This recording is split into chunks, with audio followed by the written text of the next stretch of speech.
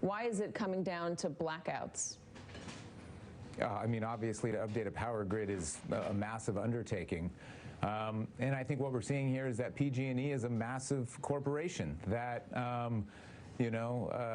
has clearly neglected, the priorities of its system and its customers. And once again, it's another one of those stories where the company has, prioritized profits. My perspective, a climate change story is much as a story about greed and mismanagement over the course of decades. Neglect, a desire to advance not public safety but profits. Again, you documented the Camp Fire and the horror of that fire. And when your film comes out, I suggest people see it, Fire in Paradise, because it is gripping. Tell us what PG&E did wrong. What happened there? With the Camp Fire? Yeah.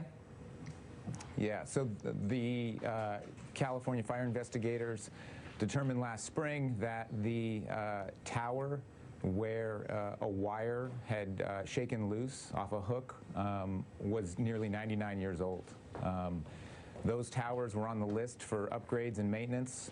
Those upgrades and maintenance didn't take place, obviously, and a wire shook loose. Came off that tower, and that caused a spark, which ignited the brush beneath the towers, and that started the fire in that Polga region. They've declared bankruptcy. How do they fix their grids when they've declared bankruptcy, Dre? Oh, I mean, this is going to take years and years. I mean, I think the state's going to need to get involved. I don't see how a massive corporation like PG&E is going to be able to deal with such a huge region to work in Northern California and parts of Middle California. I think some people have suggested that we find ways to break them up, make them smaller, so they can put specific resources in different places, come under different ownership, so these guys can be a bit more surgical when it comes to upgrading their systems and their grids. So that we don't see what we're seeing now, which is essentially millions of customers without power. That's okay if it happens once or twice. In this case, there's been customers in Northern California. This has happened 3 times in the last couple of weeks. Long-range forecasts show next week that we may have similar conditions, and so clearly this isn't a long-term solution. And I think in the interim, it's causing a lot of chaos and confusion, and people are rightfully upset.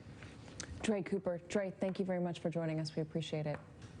And yeah, is there, thanks, you're welcome, is there a Texas among us? Former Texas State Senator Wendy Davis, sorry, what a mouth twister, who wants to turn Texas blue, is here next. Stay with us. I promise it'll be better than that read.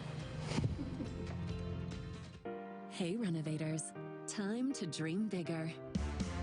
Wayfair, you're my new secret weapon. You got what I need for my renovation. I love all these options, so much to choose from. Bedrooms and basements, even my kitchen, your service is sweet. And my job is complete. Wayfair, here I come. Start your renovation at wayfair.com.